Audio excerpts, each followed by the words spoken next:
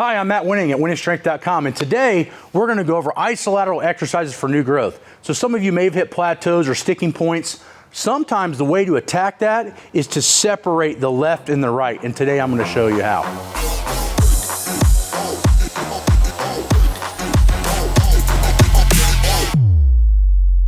One key exercise that you're going to have in your repertoire is going to be the hanging kettlebell. And the hanging kettlebell can be done in your hand, on a bar, but today we're talking isolateral, so we're just going to show the hand. The reason I like to do it one side at a time is because for a lot of us, we have a left or a right side that's stronger. And when that happens, you're only as strong as your weakest side. So let me repeat that. You're only as strong as your weakest side. So if my left side benches 315 and my right side benches 285, I bench 285. It makes sense? So you got to train the sides separately until they're balanced. So now, let's say that the right side is my weak side because I'm left-handed. Now I'll do an extra set on the right side in order for my body to catch up. The trick is, with bilateral movements, you don't want weak sides. You want everything equal so everything pushes equal. I would beg to say that most big bench pressers, squatters, and or deadlifters don't have a strong or a weak leg, or they're very, very close, within 2 to 4% of their ability. And why? Because you have to maintain symmetry. If you're pushing too hard with one side or the other, you're going to be imbalanced, causing injuries and causing you to not lift nearly as much weight. So this exercise is one way to fix that for the bench press. The next exercise that we're going to talk about is the reverse hyper. And I love to use a reverse hyper one side at a time. The reason is that you talk to a lot of people that have lower back pain, or they have an imbalance, or they have some type of a pelvic issue. If you train isolateral on the bottom, it will help to alleviate not only the issues, but actually help to correct them. So let's say that my right leg is my weak leg. Now, for those of you that don't know, I was in a car accident at 6 years old and shattered my legs and was in a hospital bed for nearly a year. So my right leg got the most damage, and it stayed in cast the longest. So it took a lot of work to build my right leg up as strong as my left, because my left leg was out 6 months earlier. So I do this a lot. So what I'll do is I'll lay on the reverse hyper, hook it into only one leg, leave the other leg out of it.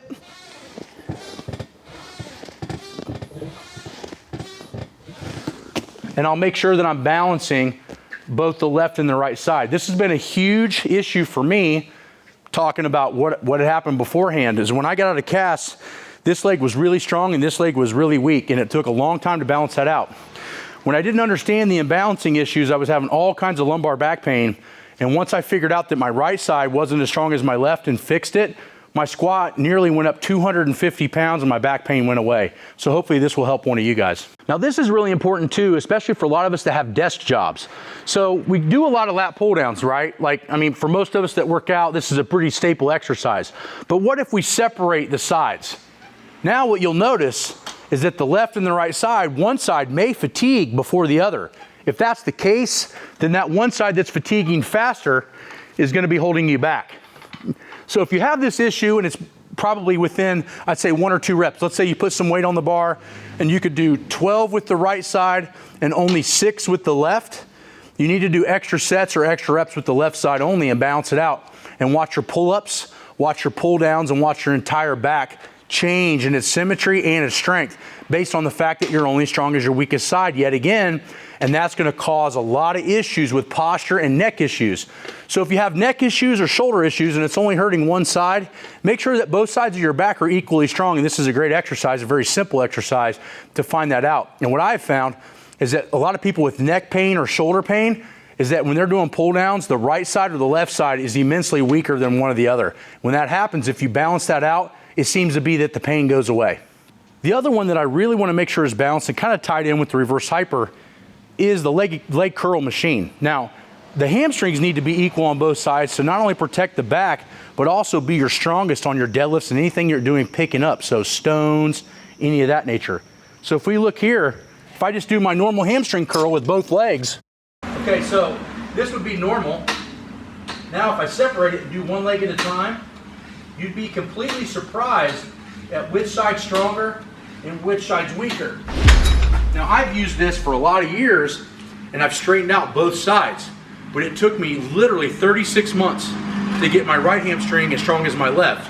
And when that all happened, a lot of my back pain and my deadlift went through the roof. Point being is if I'm picking it up and my one side is stronger than the other, I'm going to be imbalanced and my body's going to shut down to try not to get hurt. Think of it like a governor.